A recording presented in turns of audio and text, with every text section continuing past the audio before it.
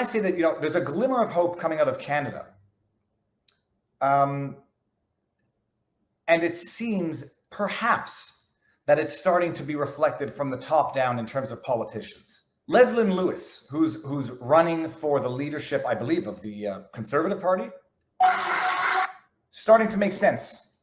Hold on. And it's starting to get popular enough for politicians to now start publicly supporting positions which up until now might have been a little bit too politically unpopular to publicly espouse. There have been some who've been doing it from the beginning. Roman Baber, who's also running for the leadership of the Conservative Party, has been doing it from the beginning. Vocally, to his own detriment, has been doing it vocally, publicly, since the beginning. It's good to see some politicians doing it now. It's very easy to say they should have been doing more earlier.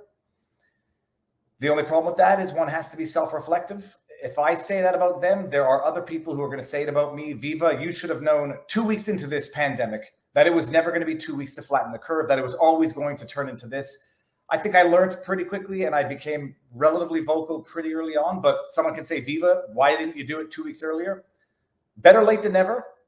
But I think it's a reflection of the times now that it's becoming politically popular to start talking like this. And the reason why we have seen such unrest, even if you look at the trucker convoy, whether you're for or against the convoy, there are lessons to be learned. And one of the lessons is that never again should our Prime Minister or any politician be able to freeze your bank account. Now, I say it's politically getting popular to support these positions now. I didn't see that many people or that many politicians standing with the truckers during the protests. Some were less condemning of the protesters.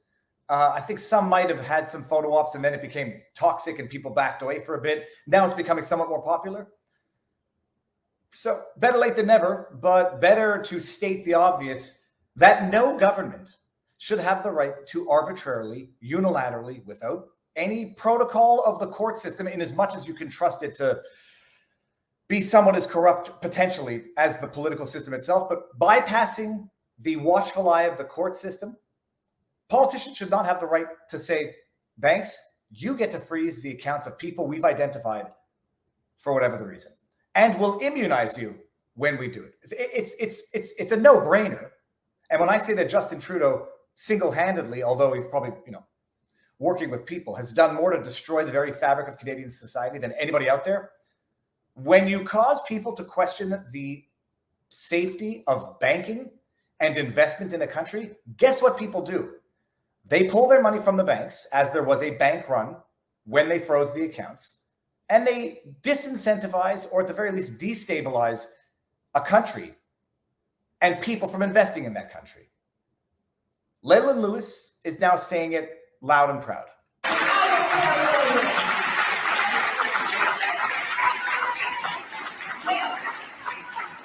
And we must realize that we, the people, elect our elected officials to serve us, and they must listen to us.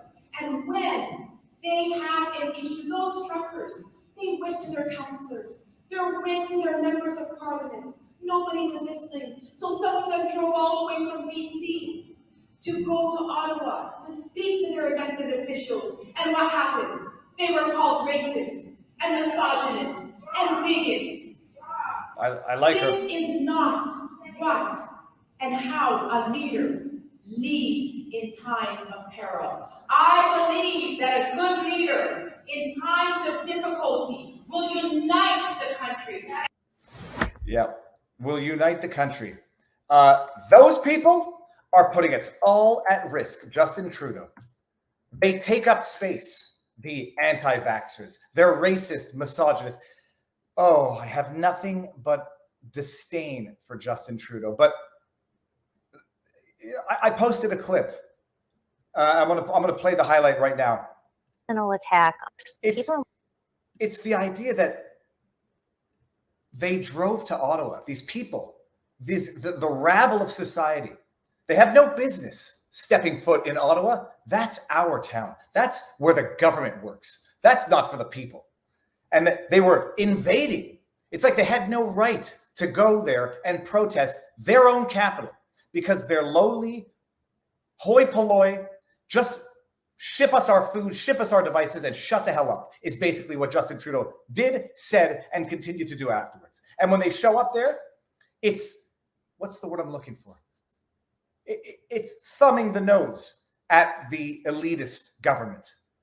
These people show up with their trucks and they park on the capital of their own capital, of their own country, in front of the offices of their elected officials. How dare they? How dare you? I say. But Julie Kelly, sidebar of Wednesday, really sums it up. This is about January 6th, but it applies perfectly, mutatis mutandis, to the sentiment in Ottawa. You see it oozing from the judges in their decisions. You see it oozing from the prosecution of Tamara Lich, Pat King. These people, they have no business being in Ottawa. They cross state lines. They cross provincial state lines. Washington, D.C. view the events of January 6th as a personal attack on their private fiefdom of Washington, D.C., that all these deplorables, you have one judge, Beryl Howell, she's like, you traveled all the way from Texas to Washington, D.C. Yeah, it's his nation's capital. Like, it's not your personal little fiefdom, Beryl Howell, or any of the judges. Like, I hear them say that, and I have to laugh out loud. Like, well, how dare you travel from Arkansas and come into, the Capitol Hill? That's for people who are far more educated and sophisticated than you. Like, that's the whole tone of it. So I kind of have to laugh, although these people who are trapped in it's not funny at all. But at least they're not making any bones about it, right? I mean, they consider themselves American aristocracy, right? They are the crown.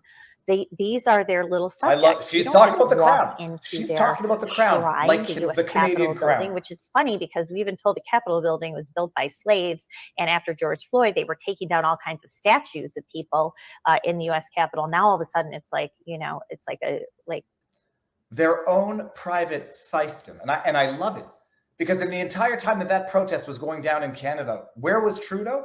Well, first he was suffering from a positive test of COVID. Then he fled and goes to his private castle. I think it was in British Columbia. Oh, the rabbles at the gates. Sir, where should we go? Flee the castle. Like this arrogant, pompous, elitist jerk of a prime minister does it. The people who feed him, the people who ship the food that he eats across Canada, the people that ship the goods from the ports so that he can tweet out his vomit drivel day in and day out onto the people that produce that which this man survives off of.